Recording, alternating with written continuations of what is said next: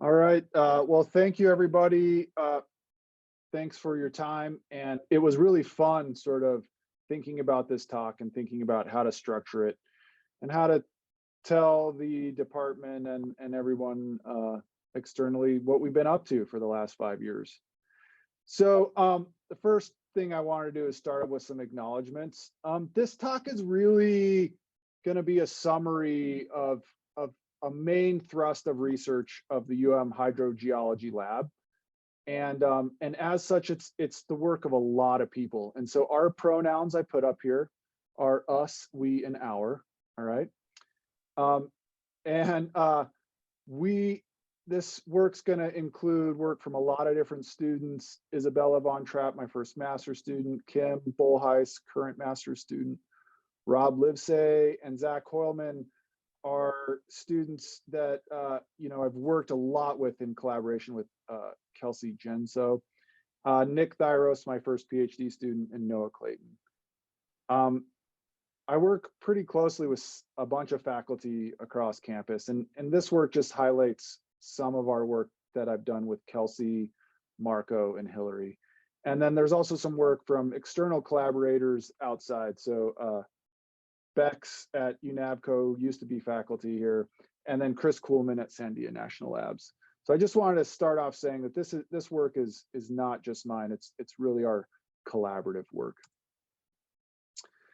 Okay, so I want to motivate our research here a bit, and I wanted to start off with this idea of the critical zone. And if you haven't heard this term before, the critical zone is essentially this area of the Earth where the geosphere, the biosphere, and the hydrosphere interact, and they all the processes that maintain and sustain life on Earth are really active.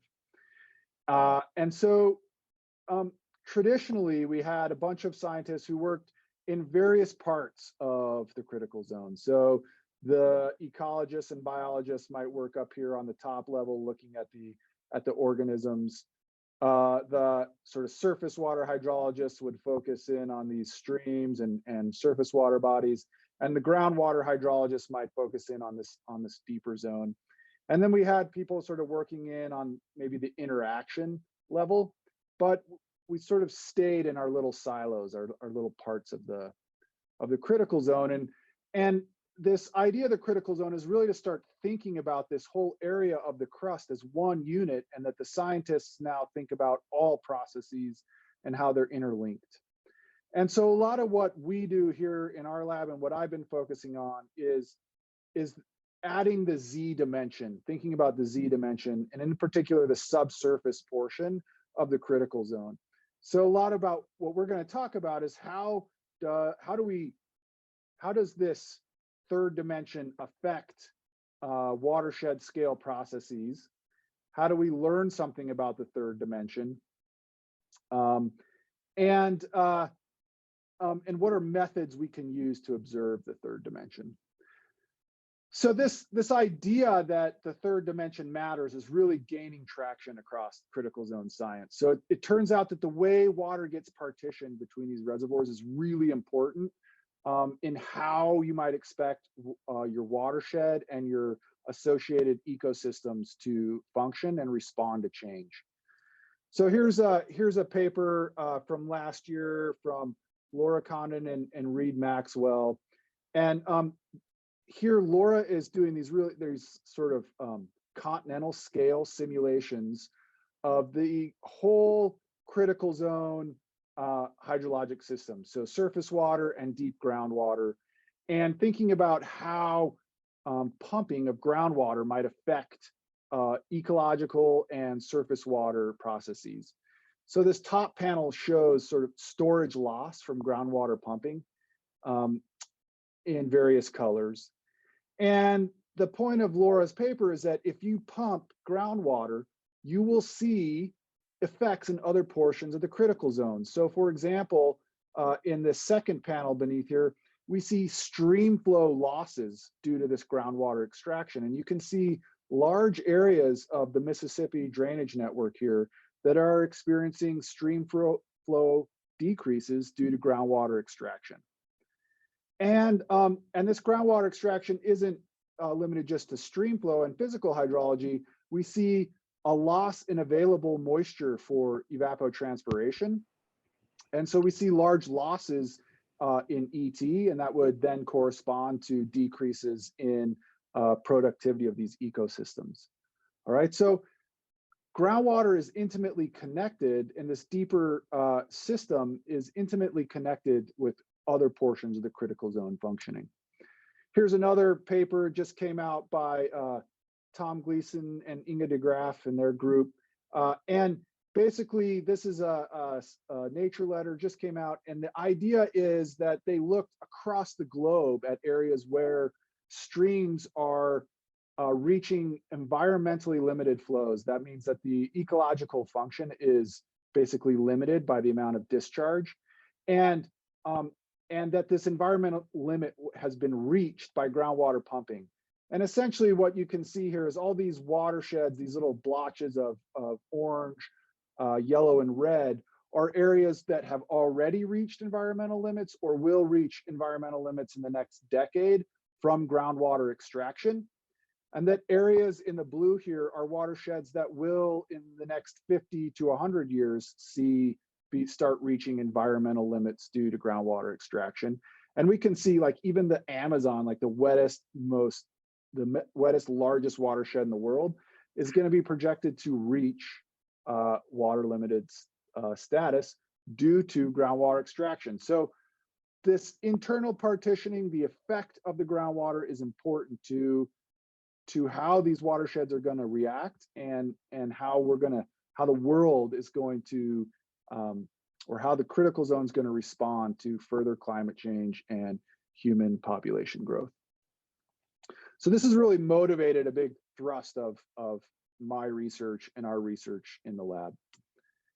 And one of the areas that we're really looking at is in mountains and in mountain watersheds, and thinking about the role of this deeper subsurface in mountain watersheds. And I wanted to illustrate this problem with these two watersheds that I've been working in a lot. And these are in the Lubrecht experimental forest. And if you're not familiar, this is west-northwest of town in the Garnet Range Mountains.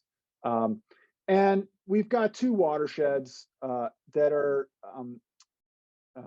adjacent to each other. The northern one is Cap Wallace watershed, and the southern one is the North Fork of Elk Creek.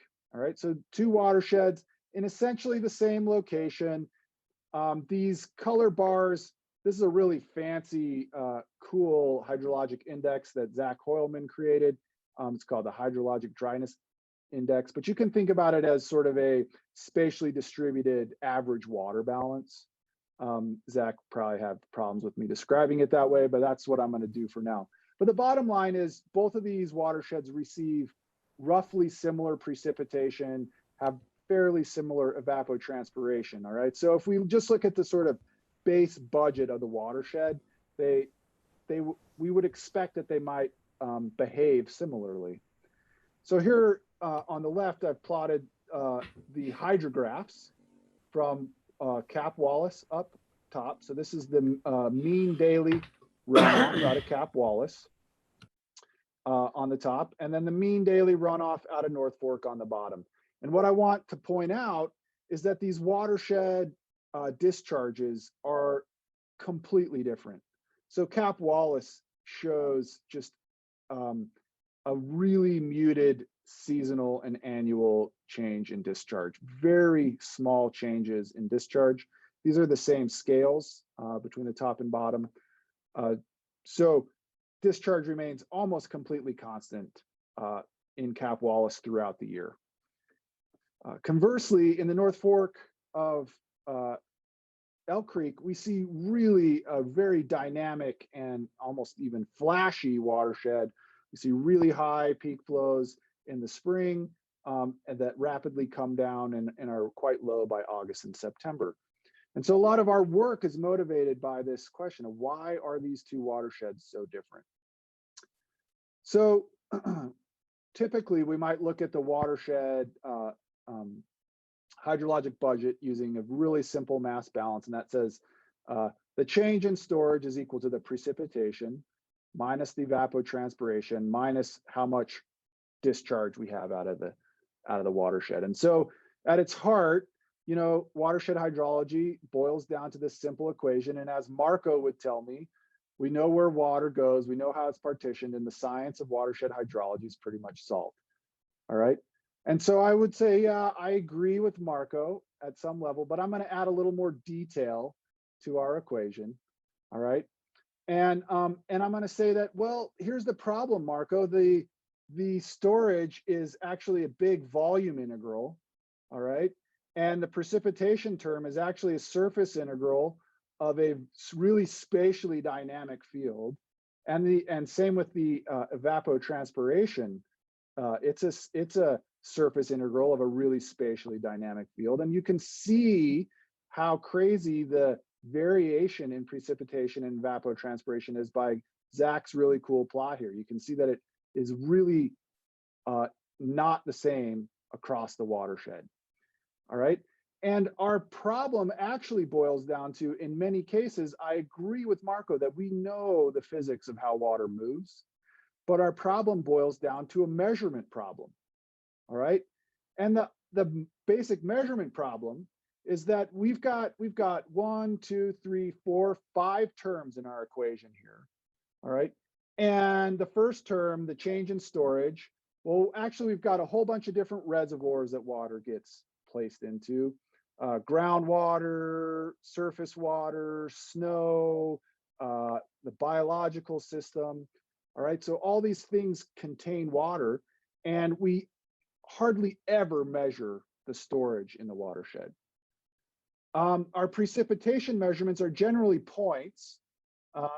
So for example, in our watersheds, we've got a snow tell right here, and we got another snow tell right here. So we have 2-point measurements of precipitation, but we have this really heterogeneous spatial field.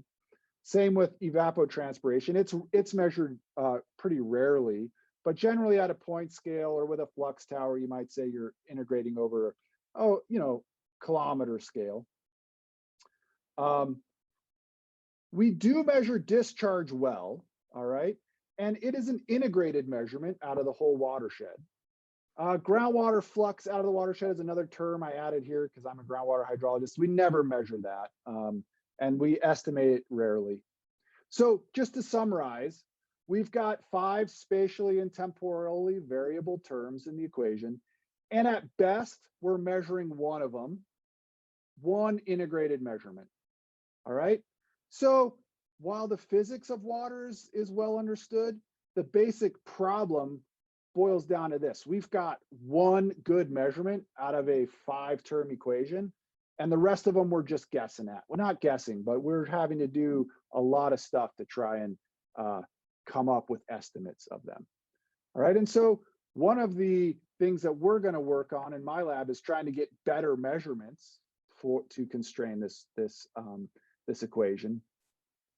And then think about better ways that we might understand how things get partitioned in the subsurface portion of this water cycle.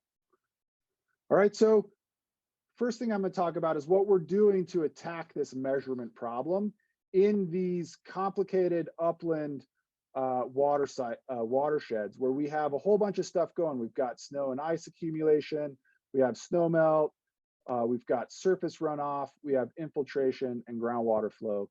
How can we try and start to better understand how these, how much water we have, and then how it's getting partitioned between the different reservoirs?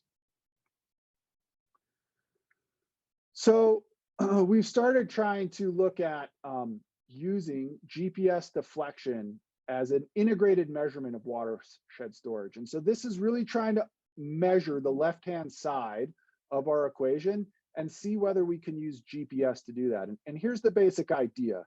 And that is that as we load the Earth's surface up with water, we actually depress it, all right? It gets pushed down by all this water.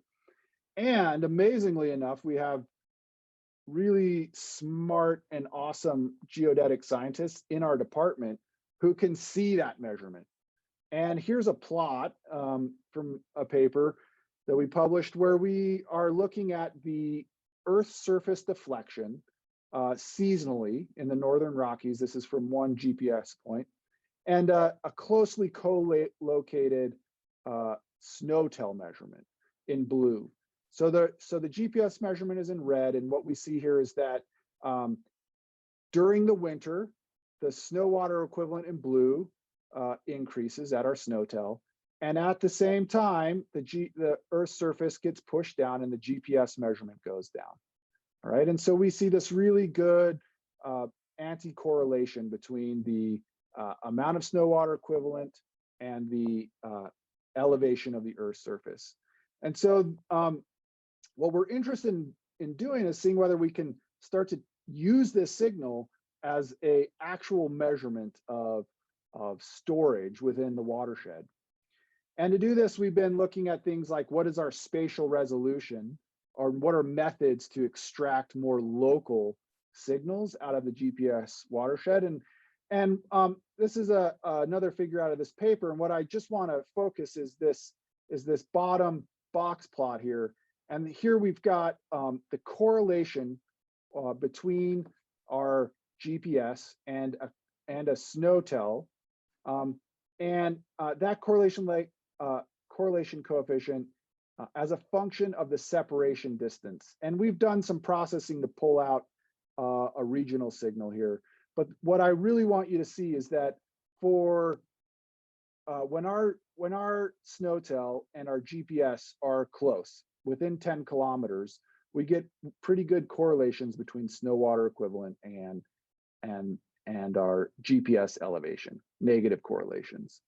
By the time we're sort of, I'd say 30 to 40 kilometers away, our correlation coefficients are pretty much zero after this processing. So the take home here is that we've created some techniques here that allow us to really look at local loading, and that the GPS is most closely recording local changes in the watershed hydrology. And this can get backed up by lots of physical and theoretical calculations when you actually try and model Earth's surface deflection from surface loads.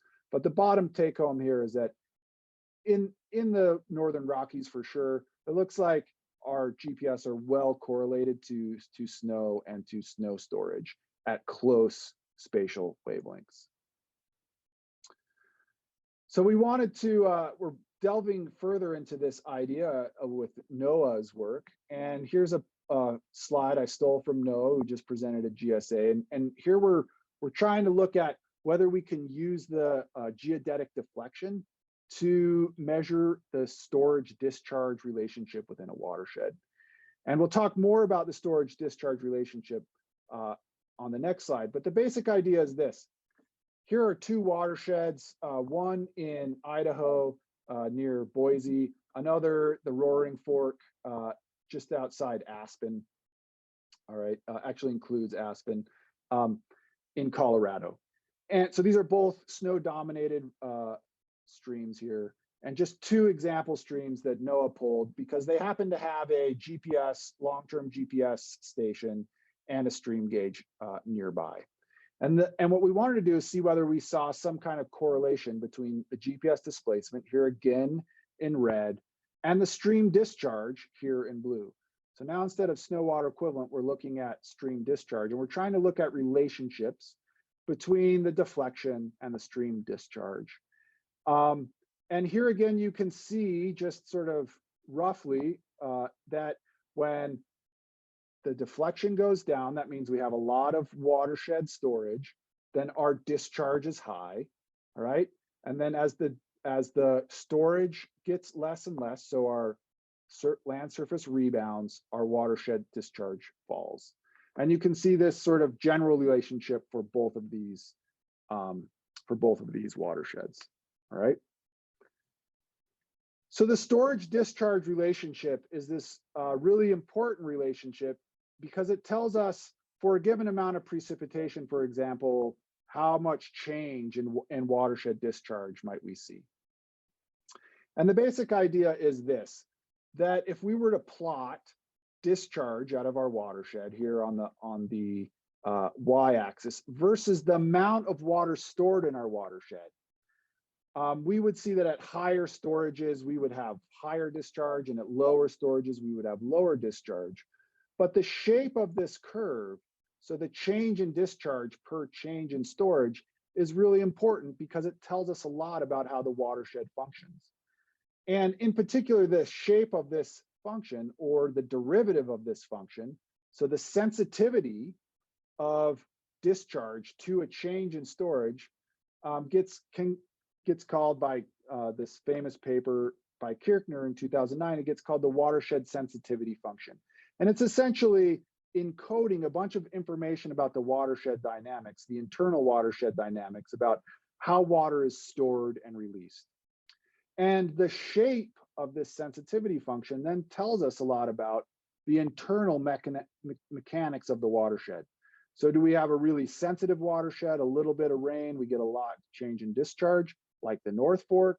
Or do we have a really insensitive watershed where if we see a big change in precip, our discharge doesn't change at all, more like Cap Wallace? So these storage discharge relationships allow us to sort of think about watershed functioning. But the problem is we rarely measure storage.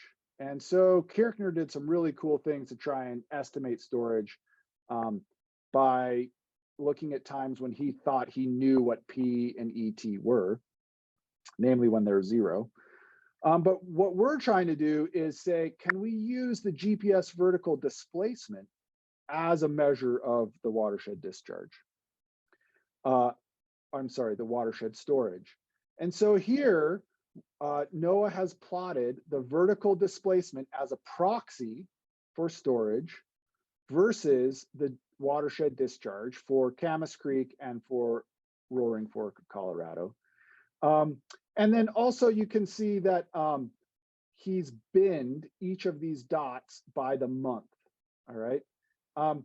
And so if I just take a real broad, step back and look at these plots, you can see that in general, they're following a similar sort of shape as that predicted by Kirchner here in his theoretical paper, where at when our vertical displacement is positive, that means low storage, we have low discharge.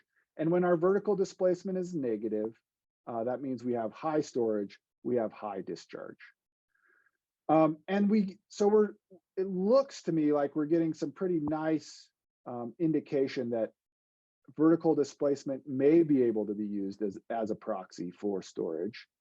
And the other thing I want you to point out is that these two different watersheds showed different kinds of shapes, different responses. And so we might be able to use this storage discharge relationship to infer some of the processes going on in the watershed.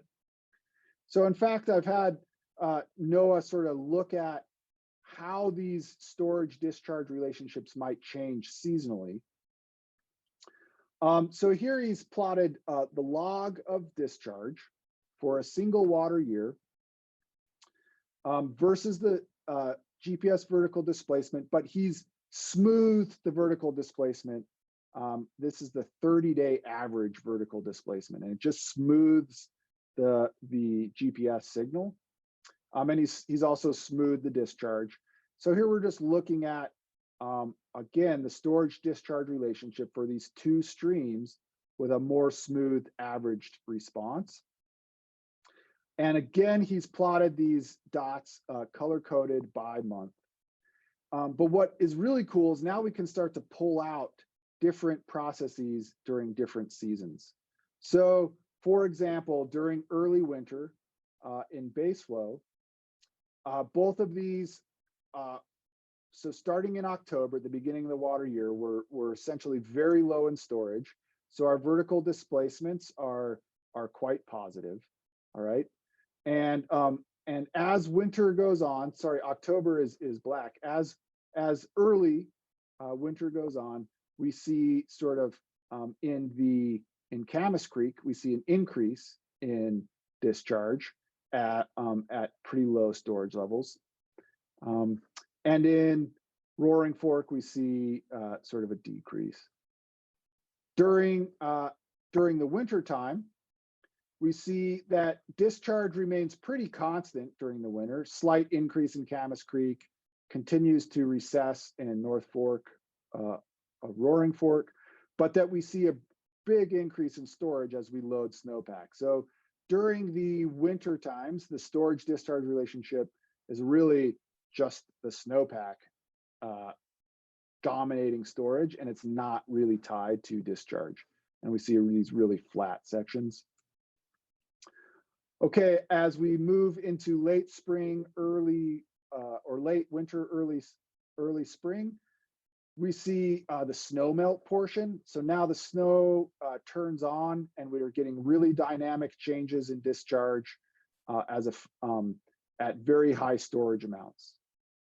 And then finally, during the summer and fall, we see that we've got continuous recession of storage, and we're draining all the water out of our watershed, and very little increases in storage, and a continual recession in discharge. All right, so what's really cool here, and I feel like a kid in a candy store here, is that we've got all these different signals. It looks like we're getting a pretty good measurement of integrated storage in the watershed, and we can start to pull out different processes and think about differences between these two watersheds. For example, why is there this sort of really interesting hysteresis loop in Camas Creek versus Roaring Fork?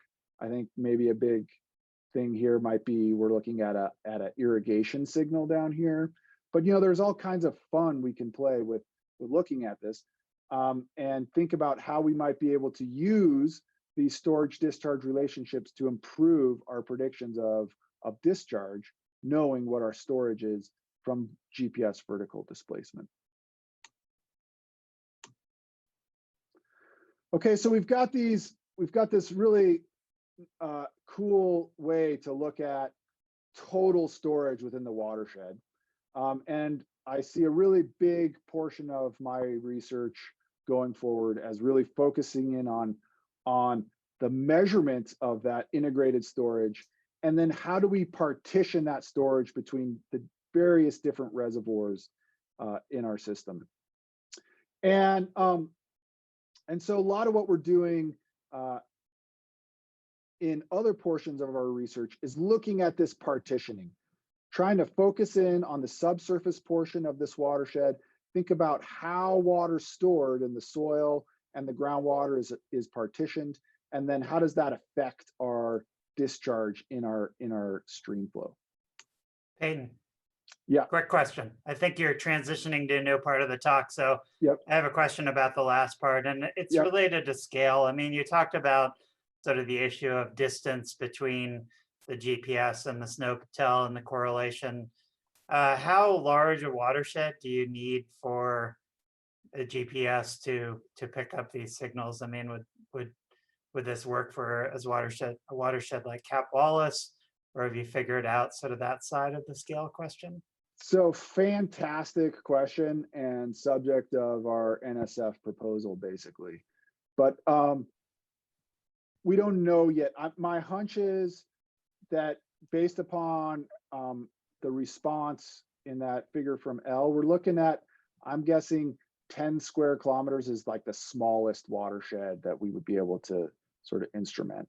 So Cap Wallace probably wouldn't work, but Cap Wallace and North Fork might be getting to that scale. But we've got a big, we're putting in at much tighter resolution GPS signals within the Selway and Lochsaw watershed to try and get at that question. Like, how tight of a resolution can we get? But yeah, I mean, great, a fundamental question that we're trying to address. Any other questions for Payton at this point while we're paused? Well, since this is Marco. Yeah.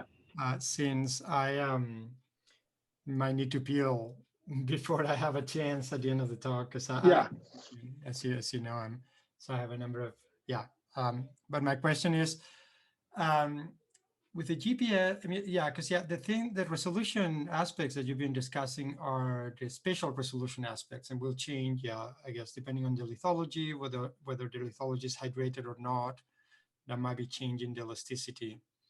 So those are all questions that, out of interest. But my question here is the resolution of process. What is, because something that fundamental to all the discussions that you've had and the importance of understanding the total storage and the loading right in the basin, and to understand the response is to what extent the displacement does capture the total storage or the storage of a specific process, which is the snow loading. And the reason I'm asking this is that the GPS should be capturing the displacement of the dynamics of snow, because it measures the elastic displacement in the top of the watershed. But once the water melts, it goes deeper down. Does this weight affect the displacement in the snow tail? So what's the process resolution? What's the process that you're actually capturing with the GPS?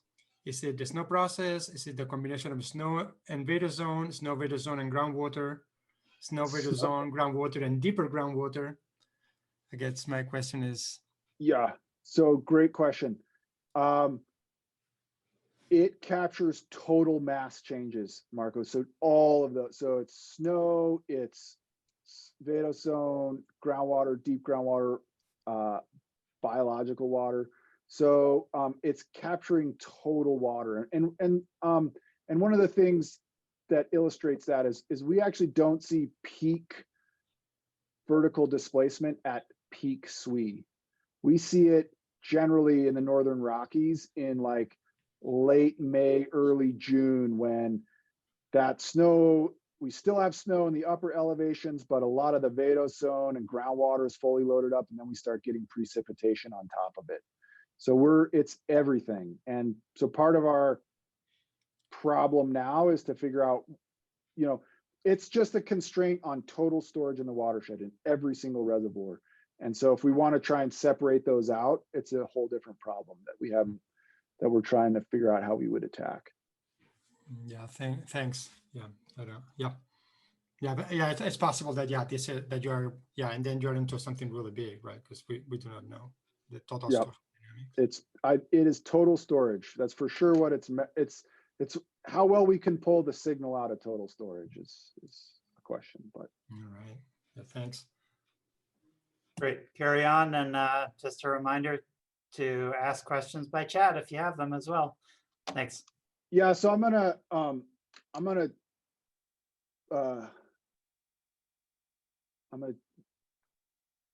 pull out some of the talk because it's already 1:40. But to get a little bit more at Marco's question, another thing that we've been working a lot at is refining our understanding of the subsurface storage partitioning. And so if we know that snow is being melted and that it's getting put into a bunch of these different reservoirs between surface and the deeper subsurface. And so how do we look at how things are partitioned in the subsurface? And one of the ways we're looking at this is via stream chemistry. So there's sort of two end members of the way we might think that things are partitioned in these upland watersheds. And one is everything's happening in soil, shallow soil reservoirs and vado zone, or everything's sort of infiltrating out of the soil and down into a deeper bedrock groundwater system. And how would, GPS wouldn't be able to tell the difference between these two. We would just know that there's mass in the system. We wouldn't know whether it's groundwater or soil water at this point. And so chemistry is a way that we might be able to do this. And this is from a figure from Marty Dale Frisbee, where he sort of just posited this idea that if we just look at the stream chemistry, we should be able to tell the difference between the chemical signatures of water that's just coming through soil versus water that's coming through this big 3D integrated block where some of the water is coming through soil, but some of it's coming through these really long residence time groundwater flow paths where they have lots of time to interact with the rocks, and the chemistry gets more and more altered by that water rock interaction. And so if we just had sort of shallow subsurface dominating the signal, for example, we would expect a lot of variance early on, and that the chemistry would pretty much plane out because we wouldn't be incorporating longer and longer flow paths of water. Conversely, if we had big 3D hydrogeologic flow paths, we would expect to see our chemistry continually increasing along the stream path because it's getting fed from these groundwater flow paths that have higher and higher amounts of chemistry. And Marty showed that in big watersheds that you definitely see this signal where we continually have increasing amounts of solutes in our streams, and that the only way to explain it is by incorporating longer and longer flow paths of groundwater. And so the question that, Zach Hoylman and Kelsey and Rob and I started to ask is whether that process is important in small upland catchments. So like in Cap Wallace or in North Fork, even at these smaller scales where we're looking at, say 2 square kilometer catchment or 20 square kilometers in the case of Cap Wallace, what kind of effects of deep groundwater flow could we see? And the bottom line is that, Isabella's thesis did this kind of chemical analysis where you look at the chemistry of the water and you do these fancy mixing calculations and you decide how much groundwater and how much of other end members. And I don't want to get lost in the details of that end member mixing analysis, but what we did show is that as you accumulate larger and larger and larger areas in Cap Wallace, so this is the accumulated amount of upstream elevation, so more and more and more area upstream of the point that we're sampling, and we measured the fraction of groundwater in the system versus the fraction of soil water in the system. Actually, this is for the average elevation. So the plot's a little misleading. So as our average elevation is higher, then we see that we have lower amounts of groundwater, say 20%. But as we move down the watershed and we get lower and lower elevation, so this bottom plot here is this lowest elevation outlet, we're looking at like 40% groundwater.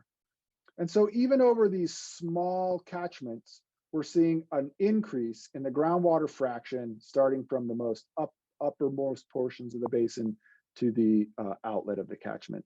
And even in these small catchments, and it's basically a pretty linear increase in the groundwater fraction and a linear decrease in the soil water fraction. The soil water fraction is still contributing more, but the groundwater is important and gets more important the farther down you go. So it supports this idea of a 3-dimensional watershed, even in these upland sort of mountainous watersheds that traditionally groundwater has been thought of as not being super important.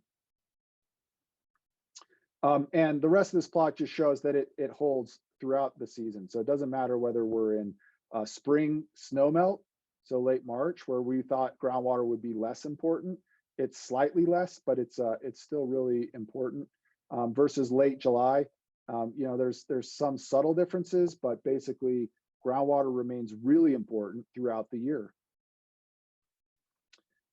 So the next question we wanted to ask is, how does lithology affect that? And how does the subsurface lithology affect the role of bedrock groundwater in the stream? And this is an idea that I thought about a long time ago in my dissertation. And here I've got a plot where I'm looking at the peak flow to base flow ratio. So you can think about this as some kind of measurement of the flashiness of the hydrograph. So the peak flow to base flow ratio that I mapped regionally around Yellowstone, and big circles mean high peak flow to base flow ratio. So something like North Fork, where we see really large peak stream flow in the spring and low sort of flows in September. And then small symbols are areas where it's really flat, like Cap Wallace, so a small peak flow to base flow ratio. And what you can't even see them, but there's like 10 or 15 gauges here in the areas of the volcanic deposits of Yellowstone, where we've got very small symbols in these gauges because their peak flow to base flow ratio is almost nil. And this is like one of the wettest portions of the sort of interior Northern Rockies, the Yellowstone Plateau, but you see almost no snowmelt signal in the watershed. And it's because these volcanic systems are so fractured and so permeable that all the water is being partitioned in the groundwater system. So if we look at Cap Wallace and we focus in on the geology, we can see that like Cap Wallace is underlain completely by belt rock, this 1.5 billion year old metasedimentary rock that's had plenty of time to be fractured. And the North Fork is completely underlain by this Cretaceous granite. So young granite, less fractured. And I think it's this lithology that's driving this difference between the watershed dynamics. And so we went in and we drilled a bunch of bedrock wells in Cap Wallace and in North Fork. And we tried to look at the difference in bedrock response and estimate different how lithology is affecting the partitioning or the amount of water getting sent into the deep groundwater system here. So this was a lot of blood, sweat, and tears, and you know, Rob's not here, but Zach and Kimberly can certainly attest to how hard it has been for us to get these wells instrumented and working. We're trying to drill in really remote areas. We're using a drill with a 2-stroke go-kart motor, and it's just been really hard. But we have instrumented these. We've gotten wells drilled. We've got them instrumented.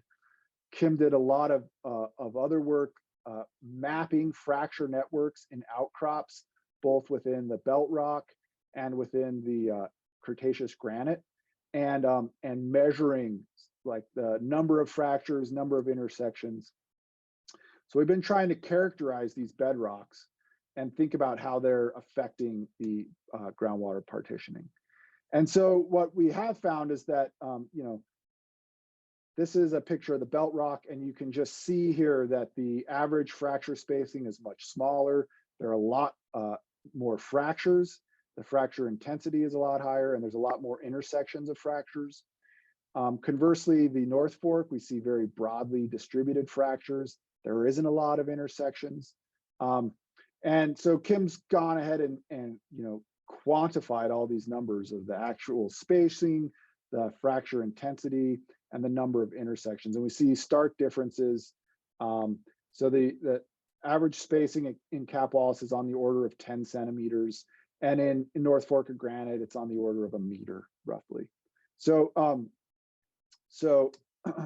we can look at how that affects our bedrock watershed responses. So here are hydrographs from, in the pink, this is a well in Cap Wallace. And in the black, orange, and green, this is 3 wells in the North Fork of the Blackfoot, or of the Elk Creek. And so this is the seasonal response and water levels in these bedrock systems. And in the background here are these blue, shaded blue is the snow water equivalent from Snowtell, located in North Fork of Elk Creek. And what I want to point out 2 things, and that is that all of these wells, let's just go to our final year where we have all 4 wells reporting data. We see that all 4 wells respond to snowmelt. So this is Peak Swee in the dashed line. After Peak Swee, we melt snow, and you can see that all of these wells, the bedrock groundwater rises during snowmelt. The average rise is on the order of you know, a meter or 2 in these wells. Some of them rise more than others. The other thing that you can see is that there's quite a bit different dynamics between them. So the Cap Wallace, we see really rapid rises and falls in the groundwater table. So it fills really fast and it drains really fast. Whereas in North Fork of Cap Wall or of Elk Creek, we see these long sustained recession curves. So this bedrock hydrograph is much more indicative of a really permeable bedrock, and the North Fork of Elk Creek is more indicative of a lower permeability bedrock.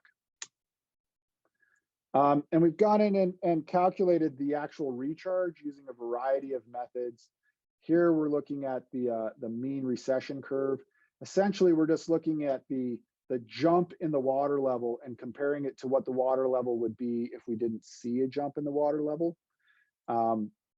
So it's this jump in the hydrograph from here to here that allows us to calculate the recharge.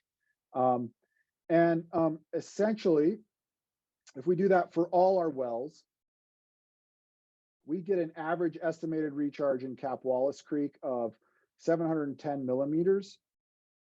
I calculated that. It looks like it's like 80% of the annual precipitation. Seems pretty high, but that's what we're estimating right now. In North Fork, conversely, we're getting about 42 millimeters of bedrock recharge. So significantly different amounts of water entering that bedrock groundwater system and being partitioned into that reservoir. All right, I'm just gonna skip a lot of the modeling here and get down to the brass tacks. So I've done a bunch of modeling of groundwater partitioning and thinking about how it might affect the recharge system. But here is a plot, a theoretical plot, just from groundwater models, looking at what I think the ratio of recharge to precipitation should be, depending upon the variation between the bedrock and soil permeabilities. And here's like my theoretical total model fantasy land numbers. And here are the North Fork and the Cap Wallace numbers. And you see that we're estimating significantly higher recharge rates than my model is estimating for North Fork and Cap Wallace. And I think this has a lot to do with where our wells are and that these are point measurements versus an integrated measurement. But you can see that in general, we see a similar trend that we get lower recharge percentages in North Fork and higher recharge percentages in Cap Wallace. And what's primarily driving that difference is differences in the bedrock permeability. Okay, we've had some time for questions and my timing got blown apart. So what I want to do now is I just want to skip ahead and summarize what we've been doing. We're reinventing how we measure integrated total terrestrial storage. All right. We are continuing to explore the best methods to characterize subsurface architecture and predictive uncertainty. And I could give a whole nother talk on how we're doing that right now.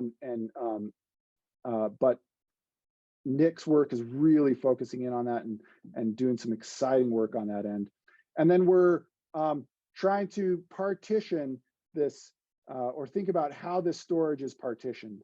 And in the future, I see is that we're going to be combining these GNS hydrology techniques with our chemical techniques and these modeling methods to try and get at thinking about how this integrated storage can constrain these watershed dynamics and how we can better understand how this watershed is being partitioned in the subsurface, and finally gain better predictive capability in these watersheds.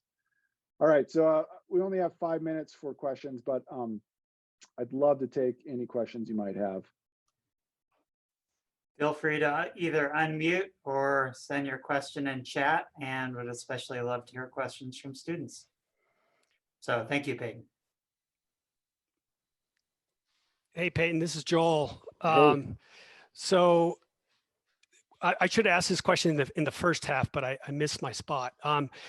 With regards to the snow, one of the things that, if I got this right, is that you're trying to address this question of sort of what is the max length scale that you can get the GPS to match up with the snow tail. Did I get that right?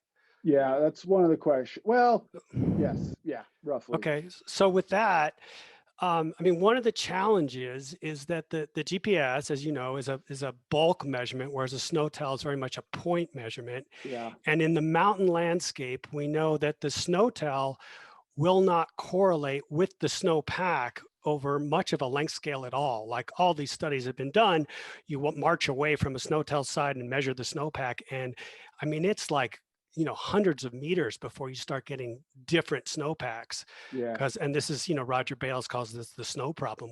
There's just so much spatial variability in the mountain landscape. We really don't have any idea how much snow is out there. So is this question really answerable? Is it properly yeah. formulated? Can you ever get them to match up? Because you can't get the snow to match up. Right. I think we should better formulate our question. I am less concerned about whether my GPS measurement's going to match up with snowtail. And I think the main reason is exactly why you said. The GPS is measuring this big heterogeneous field, and the snowtail is just a point measurement. And so I think a better idea is that like part of our NSF grant is to do more of that, like look at the spatial variability in the snowpack by marching away and measuring snow cores, traditional snow hydrology, and comparing that to our integrated measurement. But so I don't really care necessarily about the match between snowtail and GPS. What I really care is that we're figuring out what GPS is giving us and how to best use that measurement. And I agree with you, they're not measuring the same thing. And that's a fundamental difference. And what we're hoping is that GPS fills a niche between the 1 meter by 1 meter snow pillow that snowtail is. And we can use GRACE to get at like 400 kilometer pixels of total watershed storage. We're hoping GPS is giving us something that's like the 10 kilometer. But I agree with you, the way we can't make the two match. Fully agree. Yep. Thanks.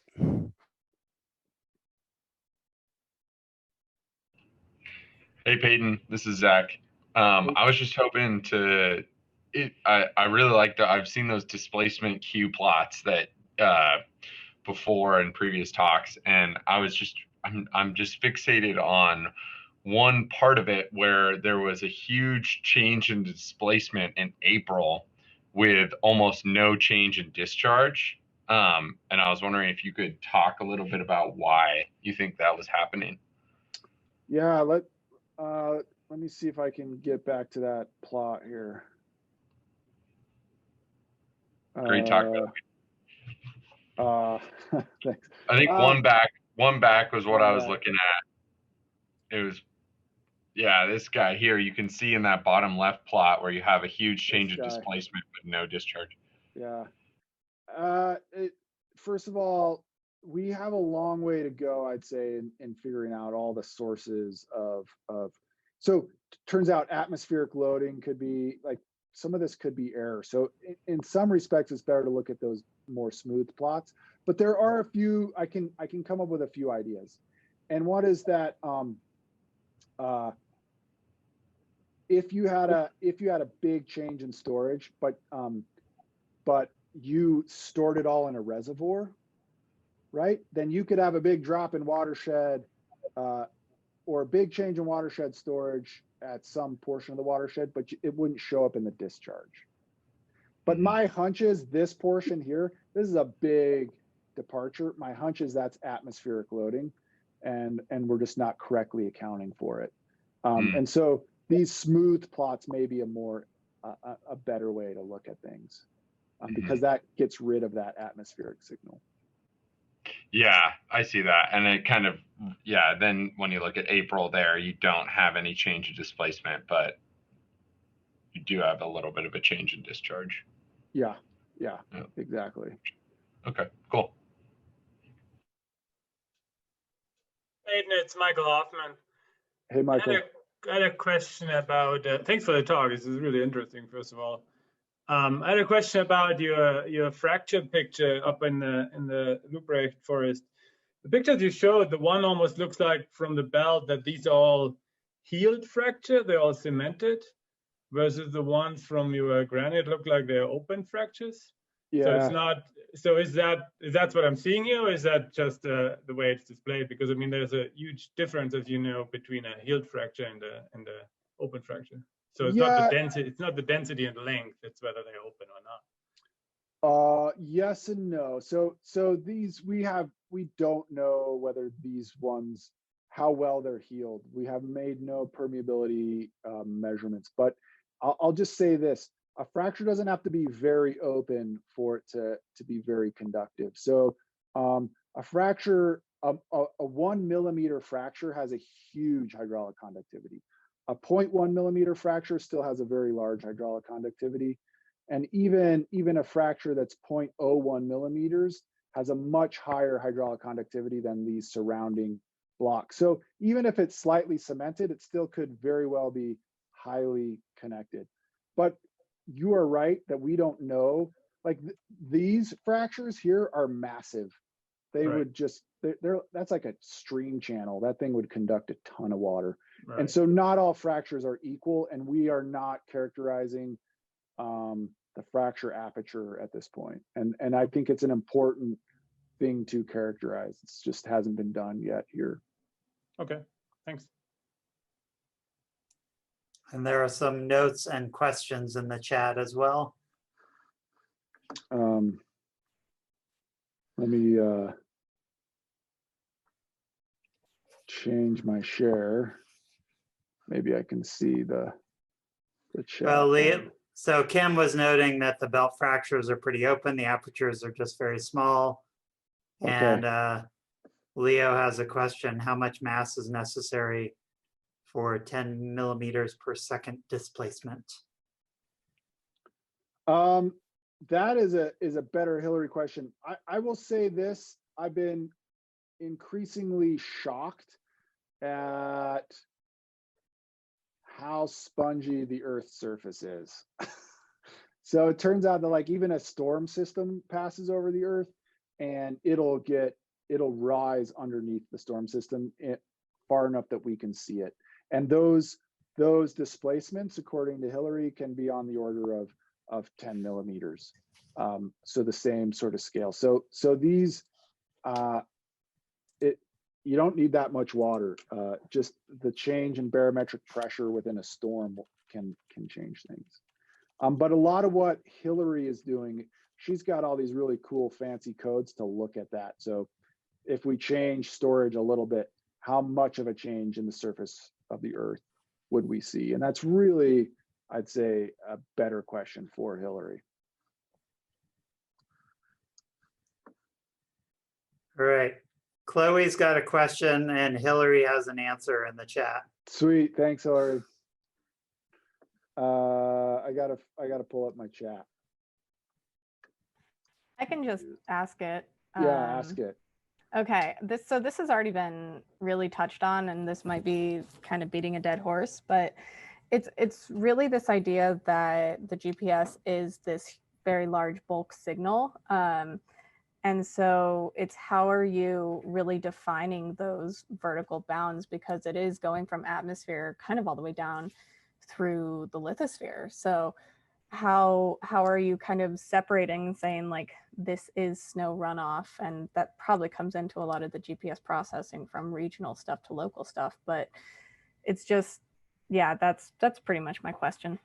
Yeah, so I mean, that's our primary challenge, Chloe, is to figure out how to best use this signal. But there's two things. First of all, we can remove, in classic geophysical techniques, we can remove the signals we don't want. So for instance, atmospheric loading, we remove. And we try to isolate that loading that's just terrestrial reservoirs. All right. And now it's every reservoir terrestrial. So it's surface water, groundwater, soil water, tree water, whatever. Separating it past that, we're trying to get to, but I think what it'll probably be some combination of physical hydrology models that are being calibrated to total storage, and the internal partitioning within those subsurface watershed models I didn't get to in my talk, but we're working on how we would try and calibrate these big watershed models to not only say the hydrology or the GPS, but to chemical signatures, such that we would sort of invert against multiple data streams and try and figure out that separation that way. But it's oh, and the other thing that I'll say is that the GPS is this big integrated signal, and it's responding, as Hillary likes to tell me, to changes in the mass all over the globe. But by far the most sensitive, it's most sensitive to the response immediately at the receiver. And we can look at those sensitivity functions, or Hillary calls them Green's functions, to think about exactly what area we're integrating over.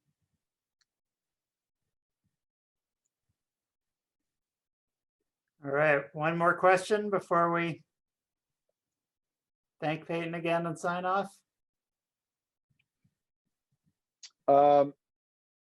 Leo, I'll just say that Hillary, said the elastic response depends on the distance to load.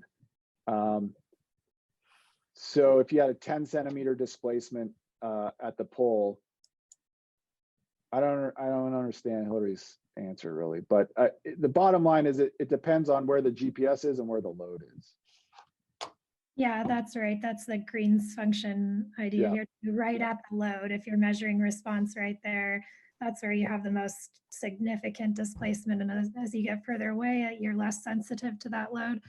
And then just sort of a rough sort of rule of thumb here, there's few centimeters, several centimeters of vertical displacement for roughly a meter of uniform fresh water that extends like 10 degrees from the pole. So yeah, if you have more heterogeneity there, and it depends on the height of the load, the density of the load, the distribution relative to your observation point. So problem dependent, but that's sort of a rough estimate. Thanks, Hillary. All right, well, let's thank Payton again. Great talk. I know these are a lot of work to put together. We appreciate it.